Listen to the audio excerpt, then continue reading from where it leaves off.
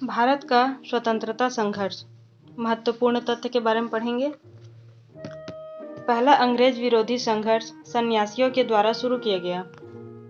सन्यासी विद्रोह का उल्लेख बंकिम चंद्र चटर्जी के उपन्यास आनंद मठ में किया गया है। 1887 ईस्वी में दादा भाई नौरोजी ने इंग्लैंड में भारतीय सुधार समिति की स्थापना की। 1887 ईस्वी के बाद ब्रिटिश सरकार का रुख कांग्रेस के प्रति कठोर होता चला गया। नौरोजी दत्त एवं वाचा ने धन विकास के सिद्धांत का प्रतिपादन किया। दादा भाई नौरोजी ने धन का पलायन सिद्धांत का वर्णन अपनी पुस्तक poverty and un British rule in India में किया गया है। ब्रिटिश हाउस ऑफ कॉमन्स का चुनाव लड़ने वाले प्रथम भारतीय दादा भाई नौरोजी थे। इन्होंने क्या किया? ब्रिटिश हाउस ऑफ कॉमन्स का पहला चुनाव लड़ा। इन्होंने लिबरल पार्टी के उम्मीदवार के रूप में फिन्सबरी से 1892 ईस्वी में चुनाव जीता था। लॉर्ड कर्जन ने 20 जुलाई 1905 ईस्वी को बंगाल विभाजन के निर्णय की घोषणा की। बंगाल विभाजन के विरोध में 7 अगस्त 1905 को कलकत्ता के टाउन हॉल में स्वदेशी आंदोलन की घोषणा की गई। बंगाल विभाजन 16 अक्टूबर 1905 को प्रभावी हुआ। इस दिन पूरे बंगाल में शोक दिवस मनाया गया। स्वदेशी आंदोलन में वंदे मातरम, विभाजन नहीं चाहिए एवं बंगाल एक है आदि नारे लगाए गए हैं। नोट: स्वदेशी आंदोलन का विचार सर्वप्रथम कृष्ण कुमार मित्र के पत्र संजीवनी में 1905 ईस्वी में प्रस्तुत किया गया था। टेबल है। कांग्रेस पर कुछ विशेष टिप्पणियां।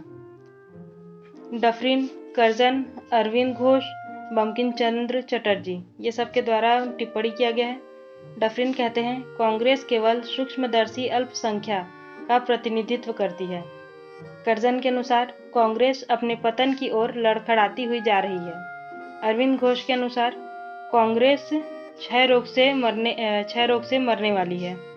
बंकिम चंद्र चटर्जी के अनुसार कांग्रेस के लोग पदों के भूखे राजनीतिज्ञ हैं। इसके बाद आगे पढ़ते हैं। आंध्र के डेल्टा इलाकों में स्वदेशी आंदोलन को वंदे मातरम आंदोलन के नाम से भी जाना जाता था। 1906 में कलकत्ता में हुए कांग्रेस के अधिवेशन की अध्यक्षता करते हुए दादा भाई नौरोजी ने पहली बार स्वराज्य की मांग प्रस्तुत की। किसने? दादा भाई नौरोजी ने। किसका? स्वराज्य का मांग किया गया। कब? कलकत्ता में हुए कांग्रेस अधिवेशन में। स्वदेशी आंदोलन चलाने के तरीके को लेकर ही कांग्रेस 1907 ईस्वी के सूरत अधिवेशन में उग्रवादी यानी कि गरम दल एवं उदारवादी नरम दल नामक 2 दलों में विभाजित हो गया।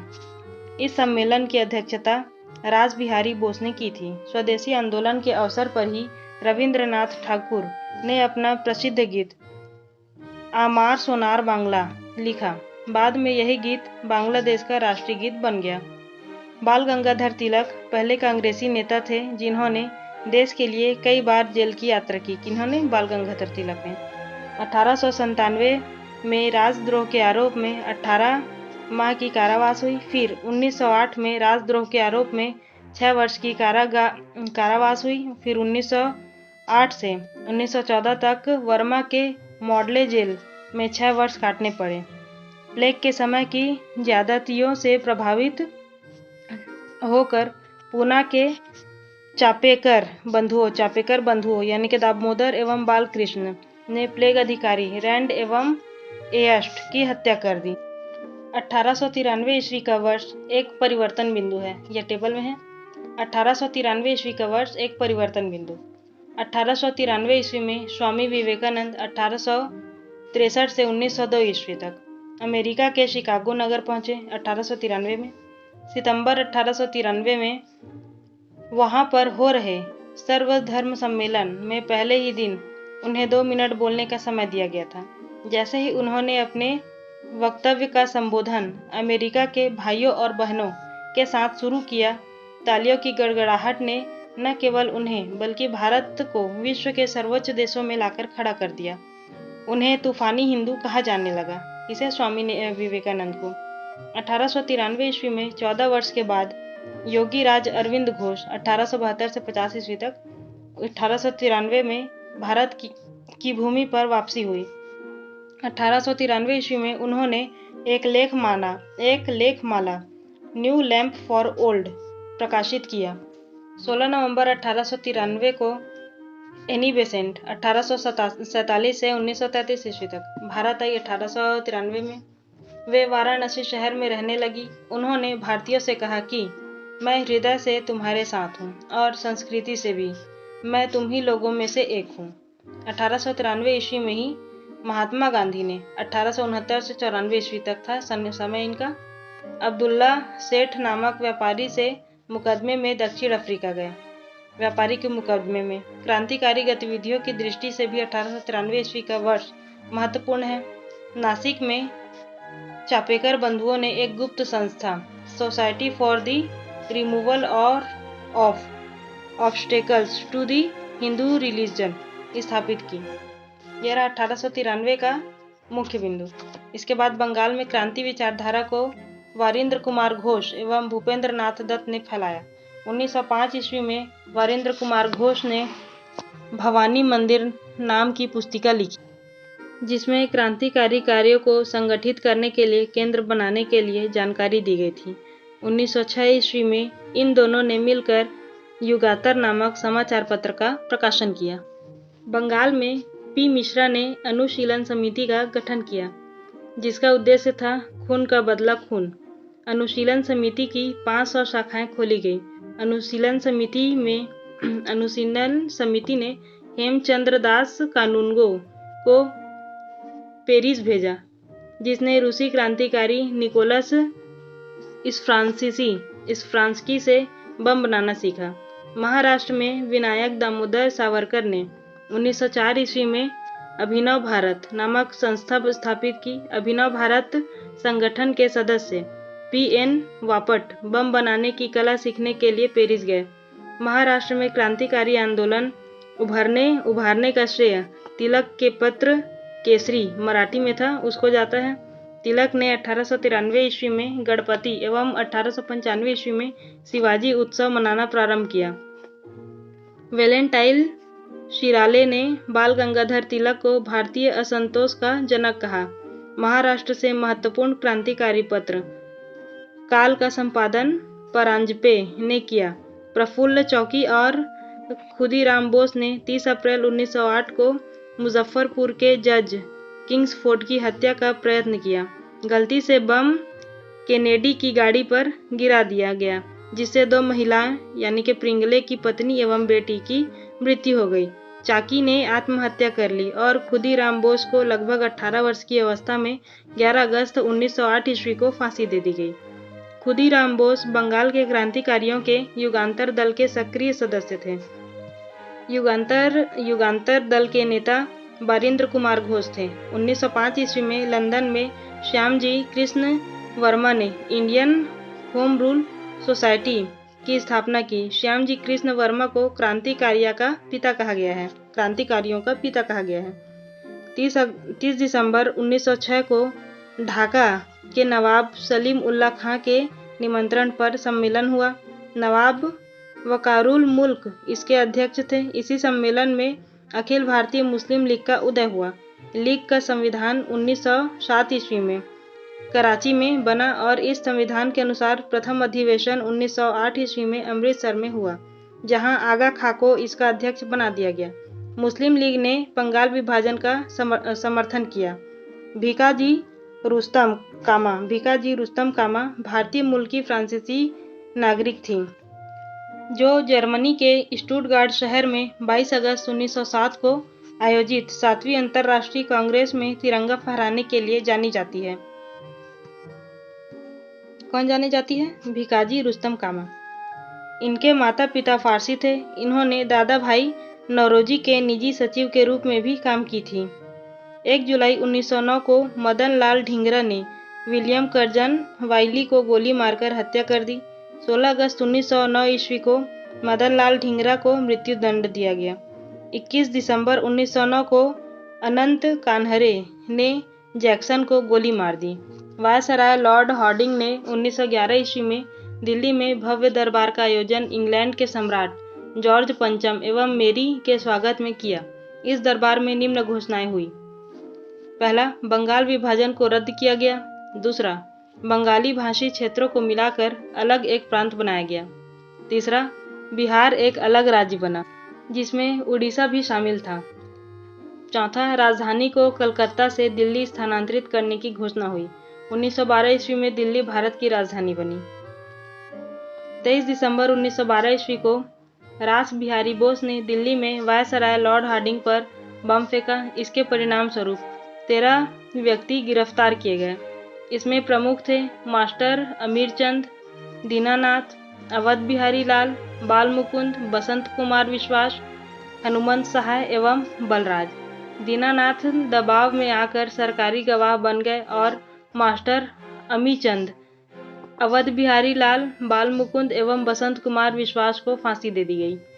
1 नवंबर 1913 ईस्वी में अनेक भारतीयों ने लाला हरदयाल के नेतृत्व में सैन फ्रांसिस्को अमेरिका में गदर पार्टी की स्थापना की। सोहन सिंह भाखना इसके प्रथम अध्यक्ष, लाला हरदयाल इसके प्रथम मंत्री एवं काशीराम कोषाध्यक्ष चुने गए थे। 1 नवंबर 1913 को गदर अखबार का पहला अंक प्रकाशित हुआ जो उर्दू में था। 9 दिसंबर 1913 से यह गुरुमुखी में छपने लगा। इसके प्रत्येक अंक के पहले पृष्ठ पर छपता था अंग्रेजी राज का कच्चा चिट्ठा। कोमागाता मारू जापानी जहाज को बाबा गुरुदत्त सिंह 1914 ईस्वी ने किराया पर लिया था। यह जलयान 351 यात्रियों के साथ 26 सितंबर 1914 ईस्वी को हुगली पहुंचा। बजबज नामक बंदरगाह पर जहाज पहुंचने पर तलाशी हुई और संघर्ष हुआ। 18 यात्री मार दिए गए और लगभग 25 यात्री घायल हुए। 915 ईस्वी में अंग्रेज सरकार ने कैसर-ए-हिंद की उपाधि से महात्मा गांधी को सम्मानित किया। 1915 में महात्मा गांधी को कैसर-ए-हिंद। कांग्रेस के लखनऊ अधिवेशन 1916 ईस्वी में कांग्रेस के दोनों दलों में एकता हो गई। इसी अधिवेशन में मुस्लिम लीग ने भी कांग्रेस से मिलकर एक संयुक्त समिति की स्थापना की। बाल गंगाधर तिलक ने स्वशासन प्राप्ति हेतु 28 अप्रैल 1916 ईस्वी को पूना में होम रूल लीग की स्थापना की। एनी बेसेंट ने सितंबर 1916 ईस्वी में मद्रास में होम रूल लीग की स्थापना की। जॉर्ज अरुंडेल को लीग का सचिव बनाया गया। गांधी जी ने प्रथम विश्व युद्ध के समय लोगों को सेना में भर्ती होने के लिए प्रोत्साहित किया, इसलिए लोग इन्हें भर्ती कराने वाला सर्जेंट कहने लगे। 1916 ईस्वी में गांधी जी ने अहमदाबाद के करीब साबरमती आश्रम की स्थापना की। 1916 में साबरमती कहाँ? अहमदाबाद के करीब। बिहार के एक किसान नेता राजकुमार शुक्ल ने गांधी जी को चंपारण आने को प्रेरित किया। चंपारण आंदोलन के इस सूत्रधार की 20 मई 1929 को 54 वर्ष की आयु में मृत्यु हो गई। मतलब राजकुमार शुक्ल का मृत्यु हो गया। अंग्रेज अधिकारी एमन, जिससे शुक्ल जी 25 वर्षों तक लड़ते रहे थे, उनके श्रद्धा कर्म के लिए 300 रुपये भेजा एवं कहा कि वह चंपारण का अकेला मर्द था। गांधी जी ने सत्याग्रह का सर्वप्रथम प्रयोग दक्षिण अफ्रीका में किया। भारत में सत्याग्रह का पहला प्रयोग 1917 ईस्वी में चंपारण बिहार में किया गया। चंपारण विद्रोह के कारण अंग्रेजों को 3 कठिया प्रथा को समाप्त करना पड़ा। 3 कठिया खेती अंग्रेज मालिकों द्वारा बिहार के चंपारण जिले के रैयतों यानी कि किसानों पर नील की खेती के लिए जबरन लागू 3 तरीकों में से एक था। खेती का अन्य 2 तरीका कुर्तौली और कुश्ती कहलाता था। 3 कठिया खेती में प्रति बीघा यानी कि 20 कट्ठा 3 कट्ठा जोत पर नील की खेती करना अनिवार्य था। बेसेंट ने 20 अगस्त 1917 ईस्वी को होम रूल लीग को समाप्त करने की घोषणा की। 1918 में महात्मा गांधी ने अहमदाबाद टेक्सटाइल्स लेबर एसोसिएशन की स्थापना की। यह उस समय की सबसे बड़ी ट्रेड यूनियन थी। यहीं गांधी जी ने ट्रस्टीशिप का सिद्धांत दिया। इसमें इन्होंने बताया कि पूंजीपति मजदूरों के हितों की रक्षा करने वाले ट्रस्टी होते हैं। नोट: 31 अक्टूबर 1920 को एन.एम. जोशी ने all India trade union Congress AITUC की स्थापना की। इसके प्रथम अध्यक्ष लाला लाजपत राय थे। महात्मा गांधी ने पहली बार भूख हड़ताल अहमदाबाद मिल मजदूरों के हड़ताल 1918 ईस्वी के समर्थन में की थी। गांधी ने 1918 ईस्वी में गुजरात के खेड़ा जिले में कर नहीं आंदोलन चलाया। 19 मार्च 1919 को रोलेट एक्ट लागू किया गया। इसके अनुसार किसी भी संदेहास्पद व्यक्ति को बिना मुकदमा चलाए गिरफ्तार किया जा सकता था, परंतु उसके विरुद्ध न कोई अपील, न कोई दलील और न कोई वकील किया जा सकता था। गांधी ने इस कानून के विरुद्ध 6 अप्रैल 1919 ईस्वी को देशव्यापी हड़ताल करवाई। 13 अप्रैल 1919 ईस्वी को अमृतसर में जलियांवाला बाग हत्याकांड हुआ। 13 अप्रैल 1919 को कहाँ अमृतसर में जलियांवाला बाग हत्याकांड हुआ। डॉक्टर सतपाल और सैफुद्दीन किचलू की गिरफ्तारी के विरोध में हो रही जनसभा पर जनरल REH डायर ने अंधाधुंध गोलियां चलवाई। सरकारी रिपोर्ट के अनुसार इसमें 379 व्यक्ति एवं कांग्रेस समिति के अनुसार लगभग 1000 व्यक्ति मारे गए। उस समय पंजाब का lieutenant governor sir Michael O Dyer था। जलियांवाला बाग हत्याकांड में हंसराज नामक भारतीय ने डायर का सहयोग किया था। शंकरन नायर ने जलियांवाला बाग हत्याकांड के विरोध में वायसराय की कार्यकारिणी परिषद के सदस्यता से इस्तीफा दे दिया। जलियांवाला बाग हत्याकांड के विरोध में महात्मा गांधी ने केसर-ए-हिंद की उपाधि, जमनालाल बजाज ने राय बहादुर की उपाधि एवं रविंद्रनाथ टैगोर ने सर की उपाधि वापस लौटा दी। जलियांवाला बाग हत्याकांड की जांच के लिए सरकार ने 19 अक्टूबर 1919 ईस्वी में लॉर्ड हंटर की अध्यक्षता में एक कमेटी का गठन किया। इसमें 5 अंग्रेज एवं 3 भारतीय, सर चिमनलाल शीतलवाड़, साहबजादा सुल्तान अहमद एवं जगत नारायण सदस्य थे। जलियांवाला बाग कभी जल्ली नामक व्यक्ति की संपत्ति थी। खिलाफत आंदोलन भारतीय मुसलमानों का मित्र राष्ट्रों के विरुद्ध, विशेषकर ब्रिटेन के खिलाफ टर्की के खलीफा के समर्थन में आंदोलन था। क्या खिलाफत आंदोलन? 17 अक्टूबर 1919 को समूचे देश में खिलाफत दिवस मनाया गया। 17 अक्टूबर को 23 नवंबर 1919 को हिंदू और मुसलमानों की एक संयुक्त कॉन्फ्रेंस हुई, जिसकी अध्यक्षता महात्मा गांधी ने की। रोलेट एक्ट, जलियांवाला बाग हत्याकांड और खिलाफत आंदोलन में उत्तर में गांधी जी ने 1 अगस्त 1920 ईस्वी को असहयोग आंदोलन प्रारंभ किया। असहयोग आंदोलन कब स्टार्ट हुआ? 1 अगस्त 1920 को। असहयोग आंदोलन की पुष्टि भारतीय राष्ट्रीय कांग्रेस ने दिसंबर 1920 ईस्वी के नागपुर अधिवेशन में की। इसके प्रस्ताव को CR दास ने प्रस्तावित किया। मोहम्मद अली को सर्वप्रथम असहयोग आंदोलन में गिरफ्तार किया गया। मोहम्मद अली जिन्ना, एनी बेसेंट तथा विपिन चंद्र पाल कांग्रेस के असहयोग आंदोलन से सहमत नहीं थे, अतः इन्होंने कांग्रेस छोड़ दी। असहयोग आंदोलन के दौरान विदेशी वस्त्रों को जलाए जाने पर रविंद्रनाथ टैगोर ने महात्मा गांधी को लिखा था कि यह निठुर बर्बादी है।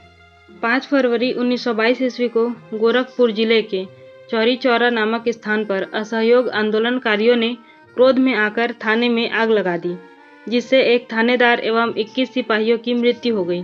इस घटना से दुखित होकर गांधी जी ने 11 फरवरी 1922 ईस्वी को असहयोग आंदोलन स्थगित कर दिया। इस समय महात्मा गांधी बारदोली में थे। 13 मार्च 1922 ईस्वी को गांधी जी को गिरफ्तार कर 6 वर्ष की कड़ी कारावास की सजा सुनाई थी। स्वास्थ्य संबंधी कारणों से गांधी को 5 फरवरी 1924 ईस्वी को रिहा कर दिया गया। 1922 ईस्वी के मेवाड़ भील आंदोलन का नेता मोतीलाल तेजावत था। 1923 ईस्वी में इलाहाबाद में चित्तरंजन दास एवं मोतीलाल नेहरू ने कांग्रेस के अंतर्गत स्वराज पार्टी की स्थापना की। महात्मा गांधी सिर्फ एक बार कांग्रेस के बेलगांव अधिवेशन 1924 ईस्वी में इसके अध्यक्ष चुने गए। सचिंद्र सान्याल ने 1924 ईस्वी में कानपुर में हिंदुस्तान रिपब्लिकन एसोसिएशन की स्थापना की। भगत सिंह ने 1928 ईस्वी में दिल्ली स्थित फिरोज शाह कोटला में हिंदुस्तान सोशलिस्ट रिपब्लिकेशन एसोसिएशन की स्थापना की। 9 अगस्त 1925 ईस्वी को 10 व्यक्तियों ने सहारनपुर से लखनऊ की ओर जा रही 8 डाउन ट्रेन से रेल विभाग का खजाना काकोरी नामक स्थान पर लूट लिया। इसे ही काकोरी कांड कहा गया। सरकारी खजाना लूटने का विचार राम प्रसाद बिस्मिल का था। इसमें राम प्रसाद बिस्मिल, राजेंद्र लाहिड़ी, रोशन सिंह एवं अशफाक उल्लाह खां को दिसंबर 1927 ईस्वी में फांसी दे दी गई एवं सचिंद्र सान्याल को आजीवन कारावास की सजा मिली। मनमथनाथ गुप्त को 14 वर्ष की कैद हुई। राम प्रसाद बिस्मिल यह कहते हुए कि मैं राज्य के पतन की इच्छा करता हूँ, फांसी पर लटक गया। संभवतः अशफाक उल्ला खां पहले भारतीय क्रांतिकारी मुसलमान थे। अशफाक उल्ला खां जो देश की स्वतंत्रता के लिए फांसी के तख्ते पर लटके थे। स्त्रियों ने स्वयं अपने अधिकारों के लिए आंदोलन करने के उद्देश्य से 1926 ईस्वी में अखिल भारतीय महिला संघ स्थापित किया। साइमन कमीशन 3 फरवरी 1928 ईस्वी को भारत आया। इसे व्हाइट मैन कमीशन भी कहते हैं। 1927 की बटलर कमेटी का मुख्य उद्देश्य भारत सरकार तथा देशी राज्यों के मध्य संबंधों को सुधारना था। नेहरू रिपोर्ट को अंतिम रूप से अगस्त 1928 में आयोजित सर्वदलीय सम्मेलन में स्वीकार किया गया था। इस सम्मेलन की अध्यक्षता डॉक्टर अंसारी ने की थी। 30 अक्टूबर 1928 ईस्वी को लाहौर में साइमन आयोग के विरुद्ध प्रदर्शन करते हुए पुलिस की लाठी से लाला लाजपत राय घायल हो गए और बाद में उनकी मृत्यु हो गई। साइमन कमीशन का बहिष्कार न करने वाले 2 दल थे, ब्रिटिश पार्टी और पंजाब यूनियनिस्ट पार्टी। भगत सिंह के नेतृत्व में पंजाब के क्रांतिकारियों ने 17 दिसंबर 1928 को लाहौर के तत्कालीन सहायक पुलिस कप्तान सॉन्डर्स को गोली मार दी। पब्लिक सेफ्टी बिल पास होने के विरोध में 8 अप्रैल 1929 ईस्वी को बटुकेश्वर दत्त एवं भगत सिंह ने दिल्ली में सेंट्रल लेजिस्लेटिव असेंबली में खाली बेंचों पर बम फेंका। क्रांतिकारियों ने अपने पर्चे में कहा था कि उनका मकसद किसी की जान लेना नहीं बल्कि बहरे कानों तक अपनी आवाज़ पहुंचाने के लिए है। नोट: भगत सिंह एवं बटुकेश्वर दत्त के बम फेंकने के समय असेंबली के अध्यक्ष विट्ठल भाई पटेल सदारत कर रहे थे। कांग्रेस के 1929 ईस्वी के लाहौर अधिवेशन में पूर्ण स्वराज्य का अपना लक्ष्य घोषित किया गया था। इस अधिवेशन की अध्यक्षता जवाहरलाल नेहरू कर रहे थे। 31 दिसंबर 1929 ईस्वी को रात के 12 बजे जवाहरलाल नेहरू ने रावी नदी के तट पर नवगृहित तिरंगे झंडे को फहराया।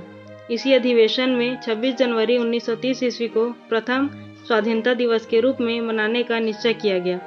इसी के साथ प्रत्येक वर्ष 26 जनवरी को स्वतंत्रता दिवस के रूप में मनाए जाने की परंपरा शुरू हुई थी। 12 मार्च 1930 को गांधी जी ने अपने 79 समर्थकों के साथ साबरमती स्थित अपने आश्रम से लगभग 322 किलोमीटर दूर दांडी के लिए प्रस्थान किया। लगभग 24 दिनों बाद 6 अप्रैल 1930 दांडी पहुंचकर गांधी जी ने नमक कानून तोड़ा और सविनय अवज्ञा आंदोलन की शुरुआत की। सुभाष चंद्र बोस ने गांधी जी के नमक सत्याग्रह की तुलना नेपोलियन के एल्बा से पेरिस यात्रा से की थी। 4 मार्च 1931 को गांधी इरविन पैक्ट हुआ। इसके बाद गांधी ने सविनय अवज्ञा आंदोलन स्थगित कर दिया। गांधी इरविन समझौता को दिल्ली समझौता के नाम से भी जाना जाता है। 1931 में सरदार वल्लभ भाई पटेल की अध्यक्षता में हुई कांग्रेस के कराची अधिवेशन में पंडित जवाहरलाल नेहरू ने मूल अधिकारों व आर्थिक कार्यक्रमों पर संकल्प प्रारूपित किया। इस प्रस्ताव को बनाने में M.N. राय ने नेहरू की मदद की थी। इसी अधिवेशन में गांधी इरविन पैक्ट को स्वीकार किया गया एवं गांधी जी को द्वितीय गोलमेज सम्मेलन में भाग लेने की अनुमति प्रदान की गई। इसी समय गांधी जी ने कहा था कि गांधी मर सकते हैं परंतु गांधीवाद नहीं। दूसरा गोलमेज सम्मेलन 7 सितंबर 1931 ईस्वी को हुआ। महात्मा गांधी ने कांग्रेस के प्रतिनिधि के रूप में इसमें भाग लिया परंतु यह सम्मेलन सांप्रदायिक प्रतिनिधित्व के कारण असफल रहा। नोट: प्रथम गोलमेज सम्मेलन 12 नवंबर 1930 एवं तृतीय गोलमेज सम्मेलन 17 नवंबर 1932 ईस्वी में हुआ। तीनों गोलमेज सम्मेलन के समय इंग्लैंड का प्रधानमंत्री जेम्स रैमजे मैकडोनाल्ड था। डॉक्टर भीमराव अंबेडकर को लंदन में हुई तीनों गोलमेज सभाओं में अछूतों के प्रतिनिधि के रूप में बुलाया गया। दूसरे गोलमेज सम्मेलन की असफलता के बाद गांधी ने 3 जनवरी 1932 को पुनः सविनय अवज्ञा आंदोलन प्रारंभ कर दिया।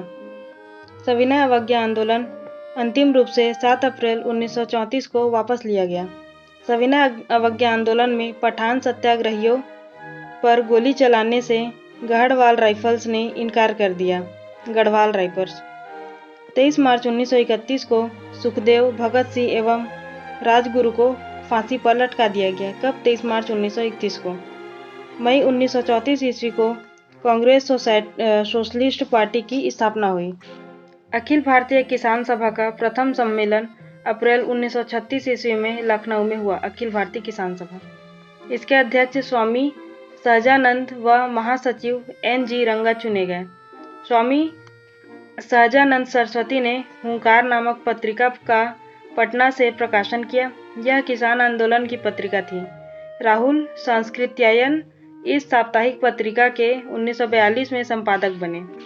नोट: अखिल भारतीय किसान सभा का गठन 11 अप्रैल 1936 को लखनऊ में हुआ था। 1939 ईस्वी में महात्मा गांधी द्वारा प्रस्तावित प्रत्याशी पट्टाभी सीतारमैया को हराकर सुभाष चंद्र बोस कांग्रेस के अध्यक्ष चुने गए। 1 मई 1939 को सुभाष चंद्र बोस ने कांग्रेस के भीतर एक ही नए गुट का गठन किया, जिसे फॉरवर्ड ब्लॉक कहा गया। सुभाष चंद्र बोस ने स्वतंत्रता संघर्ष के दौरान फ्री इंडियन लीजन नामक सेना बनाई थी। 1939 में Bharat Prajamandal all India states people's conference के अध्यक्ष जवाहरलाल नेहरू थे। इसका गठन 1927 में हुआ था। 13 मार्च 1940 ईस्वी को लंदन में पंजाब के सुनाम नामक स्थान के सरदार उधम सिंह ने पंजाब के भूतपूर्व लेफ्टिनेंट गवर्नर माइकल ओडायर को गोली मारकर हत्या कर दी। गांधी जी ने 17 अक्टूबर 1940 को पावनार में व्यक्तिगत सत्याग्रह आंदोलन शुरू किया।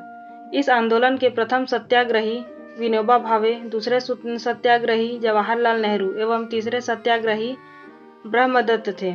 इस आंदोलन को दिल्ली चलो आंदोलन भी कहा गया। 24 मार्च 1940 को मुस्लिम लीग के लाहौर अधिवेशन में अध्यक्षता करते हुए मोहम्मद अली जिन्ना ने भारत से अलग मुस्लिम राष्ट्र पाकिस्तान की मांग की। पाकिस्तान शब्द का सर्वप्रथम प्रयोग लंदन में कैम्ब्रिज विश्वविद्यालय के एक विद्यार्थी चौधरी रहमत अली और उसके 3 साथियों ने जनवरी 1933 ईस्वी में प्रकाशित किए गए एक पैम्पलेट अब या फिर कभी नहीं, नाउ और नेवर में किया था। 1940 में लॉर्ड लिनलिथगो ने अगस्त ऑफर के द्वारा मुसलमानों को आश्वासन दिया कि ब्रिटेन और भारत के बीच किसी भी समझौते के स्थिति में अल्पसंख्यकों की सुरक्षा का पूर्ण ध्यान रखा जाएगा। 1942 में वर्धा में कांग्रेस ने अंग्रेजों भारत छोड़ो प्रस्ताव पारित किया। 7 अगस्त 1942 को कांग्रेस की बैठक बम्बई के ऐतिहासिक ग्वालिया टैंक में हुई। इसकी अध्यक्षता अब्दुल कलाम आजाद ने की थी। गांधी के भारत छोड़ो प्रस्ताव को कांग्रेस कार्य समिति ने 8 अगस्त 1942 ईस्वी को स्वीकार कर लिया। भारत छोड़ो आंदोलन की शुरुआत 9 अगस्त 1942 ईस्वी को हुई। इसी आंदोलन में गांधी जी ने करो या मरो का नारा दिया। 9 अगस्त 1942 को प्रातःकाल ऑपरेशन 0 आवर में ही गांधी जी एवं कांग्रेस के अन्य सभी महत्वपूर्ण नेता गिरफ्तार कर लिए गए। गांधी जी को पूना के आगा खां महल में तथा कांग्रेस कार्यकारिणी के अन्य सदस्यों को अहमदनगर के दुर्ग में रखा गया था। सरोजनी नायडू एवं कस्तूरबा गांधी को भी आगा खां पैलेस में रखा गया। जवाहरलाल नेहरू को अल्मोड़ा जेल में, राजेंद्र प्रसाद को बांकीपुर जेल में और मौलाना अब्दुल कलाम आजाद को बांकुड़ा जेल में रखा गया। 6 मई 1944 ईस्वी को गांधी जी को जेल से छोड़ा गया। उषा मेहता भारत छोड़ो आंदोलन के समय खुफिया रेडियो चलाने के कारण पूरे देश में विख्यात हुई। भारत छोड़ो आंदोलन के उपरांत मुस्लिम लीग एवं कांग्रेस के बीच संवैधानिक गतिरोध को दूर करने के लिए सी राजगोपालाचारी ने 1944 ईस्वी में वे आउट नामक पैम्पलेट जारी किया। वे आउट आज़ाद हिंद फौज की स्थापना का विचार सर्वप्रथम कैप्टन मोहन सिंह के मन में आया। आज़ाद हिंद फौज की प्रथम डिवीज़न का गठन 1 सितंबर 1942 को कैप्टन मोहन सिंह के द्वारा किया गया, परंतु वह असफल रहा। आज़ाद हिंद फौज का सफलतापूर्वक स्थापना का श्रेय रास बिहारी बोस को दिया जाता है। भारत की स्वतंत्रता की लड़ाई में सुभाष चंद्र बोस अग्रणी क्रांतिकारी थे। भारत की स्वतंत्रता हेतु विदेशी सहायता प्राप्त करने के लिए बोस 1941 में जर्मनी पहुंचे। वहां जर्मन विदेशी मंत्रालय की सहायता से उन्होंने द फ्री इंडिया सेंटर का गठन किया, जहां से वे आज़ादी के पक्ष में पर्चे छपवाते थे तथा भाषण देते थे। 1942 में बोस ने उत्तरी अफ्रीका से पकड़े गए भारतीय युद्ध बंदियों को भर्ती कर 10,000 सैनिकों का दल गठित किया, जिसे फ्री इंडियन लीजन कहा गया। सुभाष चंद्र बोस ने 21 अक्टूबर 1943 को सिंगापुर में स्वतंत्र भारत की अस्थायी सरकार का गठन किया, जिसका जर्मनी व जापान ने समर्थन किया। अक्टूबर 1943 ईस्वी में सुभाष चंद्र बोस को आज़ाद हिंद फौज का सर्वोच्च सेनापति बनाया गया। आज़ाद हिंद फौज के 3 ब्रिगेडों के नाम सुभाष ब्रिगेड, गांधी ब्रिगेड एवं नेहरू ब्रिगेड एवं महिलाओं के ब्रिगेड का नाम लक्ष्मीबाई रेजिमेंट था। आज़ाद हिंद फौज का झंडा कांग्रेस की तिरंगे झंडे की भांति था, जिस पर दहाड़ते हुए शेर का चिन्ह था। 8 नवंबर 1943 ईस्वी को जापान अंडमान और निकोबार द्वीप सुभाष चंद्र बोस को सौंप दिए। नेताजी ने इसका नाम क्रमशः शहीद द्वीप और स्वराज द्वीप रखा। 22 सितंबर 1944 को सुभाष चंद्र बोस ने शहीदी दिवस मनाया। टोक्यो जाते हुए फॉर्मोसा द्वीप के बाद अचानक हवाई जहाज में आग लग जाने से सुभाष चंद्र बोस 18 अगस्त 1945 को मारे गए, परंतु इस दुर्घटना को अभी तक प्रमाणित नहीं माना गया है। नोट: सुभाष चंद्र बोस का जन्म 23 जनवरी 1897 ईस्वी को कटक यानी कि ओडिशा में हुआ था। आज़ाद हिंद फौज के गिरफ्तार अधिकारी पी के सहगल, कर्नल गुरुदयाल ढिल्लन एवं मेजर शाहनवाज खां पर राजद्रोह का आरोप लगाकर दिल्ली के लाल किले पर नवंबर 1945 ईस्वी को मुकदमा चलाया गया। वायसराय ने इसकी सज़ा माफ़ कर दी। आज़ाद हिंद फौज के अभियुक्तों की तरफ से अरुणा आसफ अली, तेज बहादुर सप्रू, जवाहरलाल नेहरू, भूला भाई देसाई नेतृत्व करते थे एवं के.एन. काटजू ने पैरवी की। कराची में 20 फरवरी 1946 ईस्वी को वायुसेना के कुछ सैनिकों ने ब्रिटिश सरकार के विरुद्ध हड़ताल कर दी। बम्बई, लाहौर, दिल्ली में भी यह शीघ्र ही फैल गई। इसमें लगभग 5200 सैनिकों ने भाग लिया। इसकी प्रमुख मांग थी कि भारतीय और अंग्रेज सैनिकों में बराबरी का व्यवहार किया जाए। शाही नौसेना का विद्रोह। रॉयल इंडियन नेवी के विद्रोह की शुरुआत 18 फरवरी को हुई, जब बम्बई में HMIS तलवार के 1100 नाविकों ने नस्लवादी भेदभाव और खराब भोजन के प्रतिवाद में हड़ताल कर दिया। 19 फरवरी को कराची के नाविकों ने भी हड़ताल कर दी। कराची में दमनपूर्वक आत्मसमर्पण कराया गया, जिसमें 6 नाविक मारे गए। नौसेना विद्रोह में इनकलाब जिंदाबाद, जय हिंद, हिंदू मुस्लिम एक हो, ब्रिटिश साम्राज्यवाद मुर्दाबाद, आज़ाद हिंद फौज के कैदियों को रिहा करो आदि नारे लगाए गए। इनके प्रदर्शन में 3 झंडे साथ चलते थे, कांग्रेस का तिरंगा, लीग का हरा और बीच में कम्युनिस्ट पार्टी का लाल झंडा। सरदार पटेल एवं जिन्ना ने इन्हें आत्मसमर्पण की सलाह दी। 24 फरवरी 1946 को विद्रोहियों ने आत्मसमर्पण करते हुए कहा कि हम भारत के सामने समर्पण कर रहे हैं, ब्रिटेन के सामने नहीं। अगला पॉइंट है कैबिनेट मिशन 1946।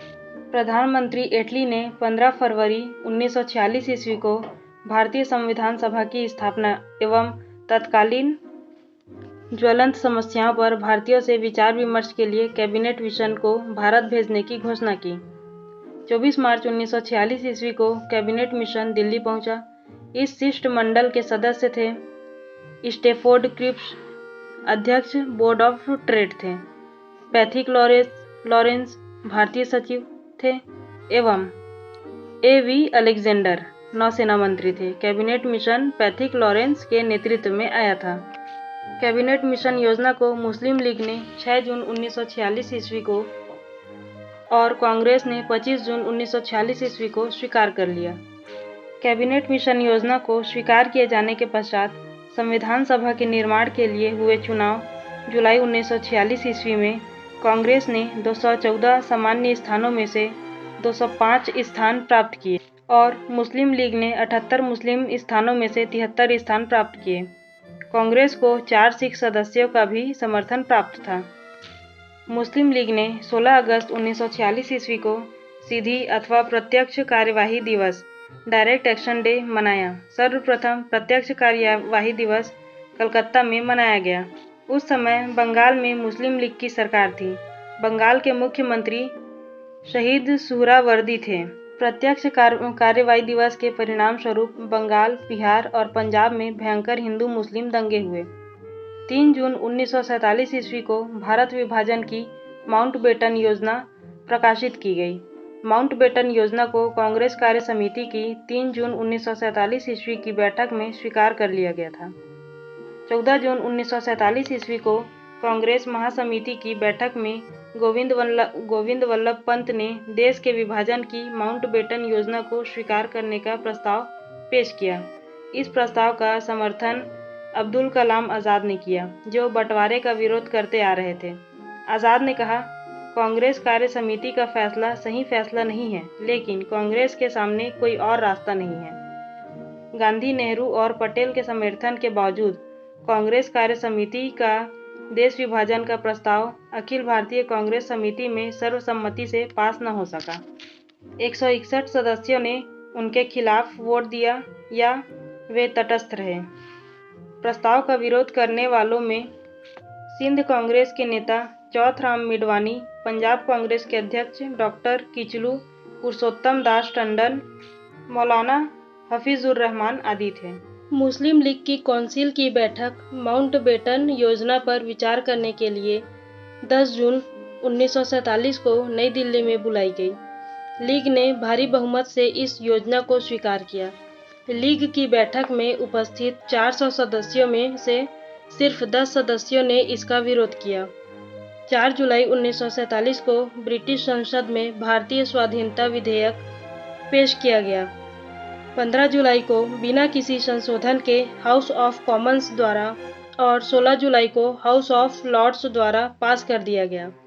18 जुलाई 1947 को उस पर ब्रिटिश सम्राट के हस्ताक्षर हो गए। इसके अनुसार देश को 15 अगस्त 1947 ईस्वी को 2 डोमिनियनों भारत और पाकिस्तान में बांट दिया जाएगा। दोनों डोमिनियनों को पूरी स्वतंत्रता तथा प्रभुसत्ता सौंप दी जाएगी। 14 अगस्त को पाकिस्तान अधिराज्य और 15 अगस्त को भारतीय अधिराज्य की स्थापना होगी। नोट: भारत की आज़ादी के समय इंग्लैंड का सम्राट जॉर्ज षष्ठम था। यह भारत का अंतिम सम्राट एवं कॉमनवेल्थ नेशन का प्रथम प्रधान हेड था।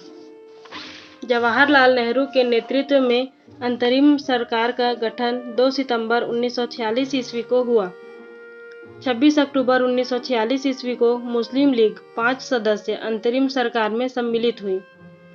27 मार्च 1947 ईस्वी को मुस्लिम लीग ने पाकिस्तान दिवस के रूप में मनाया। स्वतंत्रता प्राप्ति के समय कांग्रेस के अध्यक्ष जेबी कृपलानी एवं ब्रिटेन के प्रधानमंत्री क्लीमेंट एटली लेबर पार्टी थे। भगत सिंह के विरुद्ध मुखबिरी करने के कारण फणींद्र घोष की हत्या बैकुंठ शुक्ल ने की थी। महात्मा गांधी द्वारा स्थापित हरिजन सेवक संघ के संस्थापक अध्यक्ष घनश्याम दास बिड़ला थे। गांधी जी ने कांग्रेस की सदस्यता से 2 बार त्यागपत्र दिया, 1925 ईस्वी में और 1930 ईस्वी में। बांटो और छोड़ो का नारा लीग ने दिसंबर 1943 ईस्वी के कराची अधिवेशन में दिया। बांटो और छोड़ो। कांग्रेस का प्रथम ब्रिटिश अध्यक्ष जॉर्ज यूल थे। मैं देश के बालू से ही कांग्रेस से भी बड़ा आंदोलन खड़ा कर दूंगा, महात्मा गांधी ने कहा था। महात्मा गांधी हरिजन नाम वाले 3 पत्रों का प्रकाशन करते थे। पहला हरिजन बंधु गुजराती में, दूसरा हरिजन सेवक हिंदी में एवं तीसरा हरिजन अंग्रेजी में। पुणे 11 फरवरी 1933 में किए। गांधी जी द्वारा गाया जाने वाला भजन वैष्णव जन तो तेरे कहिए की रचयिता नरसरी मेहता है। वैष्णव जन तो तेने कहिए। डंडा फौज का गठन पंजाब में चमनदीप देव ने किया। दीनबंधु मित्र का नाटक नील दर्पण में नील की खेती करने वाले पर हुए अत्याचार का उल्लेख है। राष्ट्रवादी अहरार आंदोलन मजहर उल हक ने प्रारंभ किया। आत्मसम्मान आंदोलन की शुरुआत रामस्वामी नायकर ने की। निरंकारी आंदोलन की शुरुआत दयाल दास ने की। ब्रह्म समाज का प्रतिज्ञा पत्र देवेंद्रनाथ ठाकुर ने तैयार किया। देव समाज के संस्थापक शिव नारायण अग्निहोत्री थे। तरुण स्त्री सभा की स्थापना कलकत्ता में की गई। भारत भारतीयों के लिए यह नारा आर्य समाज ने दिया। स्वामी विवेकानंद ने 1893 ईस्वी में शिकागो में विश्व धर्म सम्मेलन को संबोधित किया। दिल्ली षड्यंत्र केस में दीनानाथ के द्वारा मुखबिरी की गई थी। अलीपुर केस में सरकारी गवाह नरेंद्र गोसाई बन गया था। सबसे कम उम्र में फांसी की सजा पाने वाला क्रांतिकारी खुदीराम बोस था। इनकलाब जिंदाबाद का नारा भगत सिंह ने दिया था। शहीद ए आजम के नाम से भगत सिंह को जाना जाता है। भगत सिंह को फांसी की सजा सुनाने वाला न्यायाधीश जीसी हिल्टन था। सबके लिए एक जाति, एक धर्म, एक ईश्वर का नारा श्री नारायण गुरु ने दिया। सवर्ण हिंदुओं की फांसीवादी कांग्रेस कहकर कांग्रेस का चरित्र निरूपण मोहम्मद अली जिन्ना ने किया। मैं एक क्रांतिकारी के रूप में कार्य करता हूँ, यह कथन जवाहरलाल नेहरू का है। महात्मा गांधी को रविंद्रनाथ टैगोर ने सर्वप्रथम महात्मा कहा। महात्मा गांधी को सर्वप्रथम राष्ट्रपिता कहकर संबोधित सुभाष चंद्र बोस ने किया। वल्लभ भाई पटेल को सरदार की उपाधि वारदोली सत्याग्रह की सफलता के बाद वहां की महिलाओं की ओर से गांधी ने प्रदान की। सुभाष चंद्र बोस को सर्वप्रथम नेताजी एडोल्फ हिटलर ने कहा था। गोखले के आध्यात्मिक एवं राजनीतिक गुरु एम.जी. रानाडे थे। महात्मा गांधी के राजनीतिक गुरु गोपाल कृष्ण गोखले थे। सुभाष चंद्र बोस के राजनीतिक गुरु देशबंधु चित्तरंजन दास थे। भारत का बिस्मार्क सरदार वल्लभ भाई पटेल को कहा जाता है। शुद्धि आंदोलन के प्रवर्तक स्वामी दयानंद सरस्वती थे। 19वीं शताब्दी के भारतीय पुनर्जागरण का पिता राजा राम मोहन राय को कहा जाता है। अखिल भारतीय हरिजन संघ की स्थापना महात्मा गांधी ने की थी। फ्रैंक मोरिस ने महात्मा गांधी को अर्धनग्न फकीर कहा था। राष्ट्रीय युवा दिवस स्वामी विवेकानंद से संबंधित है। यंग बंगाल आंदोलन का प्रवर्तक विवियन डिरोजियो था। कांग्रेस ने मौलाना अब्दुल कलाम आज़ाद की अध्यक्षता में भारत छोड़ो प्रस्ताव को पारित किया। भारत के पितामह grand old man of India Dadabhai Naoroji को कहा जाता है। गोपाल हरि देशमुख को लोकहितवादी के नाम से भी जाना जाता है। बिना ताज का बादशाह सुरेंद्र नाथ बनर्जी को कहा जाता है। ए.ओ. ह्यूम को हरी मीट ऑफ शिमला कहा जाता है। ए.ओ. ह्यूम 1885 से 1907 ईस्वी तक कांग्रेस के महामंत्री रहे। कांग्रेस के प्रथम मुस्लिम अध्यक्ष बदरुद्दीन तैयबजी थे। रोलेट एक्ट को बिना अपील, बिना वकील तथा बिना दलील का कानून कहा गया। मोहम्मद अली एवं शौकत अली ने 1919 ईस्वी में खिलाफत आंदोलन की शुरुआत की। तीनों गोलमेज सम्मेलनों में भाग लेने वाले भारतीय नेता थे डॉक्टर भीमराव अंबेडकर। 22 दिसंबर 1939 को कांग्रेस मंत्रिमंडल ने सामूहिक रूप से त्यागपत्र दिया। इस दिन को मुस्लिम लीग ने मुक्ति दिवस के रूप में मनाया। गांधी जी ने क्रिप्स प्रस्ताव पर कहा, यह एक आगे की तारीख का चेक है जिसका बैंक नष्ट होने वाला है। It is a post dated cheque on a failing bank. Independence for India league की स्थापना जवाहरलाल नेहरू और सुभाष चंद्र बोस ने की थी। इंडिया इंडिपेंडेंस लीग की स्थापना रास बिहारी बोस ने की थी। राष्ट्रीय स्वतंत्रता आंदोलन के दौरान कुख्यात सेल्युलर जेल अंडमान में स्थित है। अंडमान में आर्य महिला सभा की स्थापना पंडित रमाबाई ने की। यह रहा भारत का स्वतंत्रता संघर्ष का महत्वपूर्ण तथ्य। इसके बाद अगला टॉपिक रहेगा भारतीय धार्मिक, सामाजिक एवं राष्ट्रीय आंदोलन से संबंधित महत्वपूर्ण संगठन एवं संस्थाएं। जय हिंद।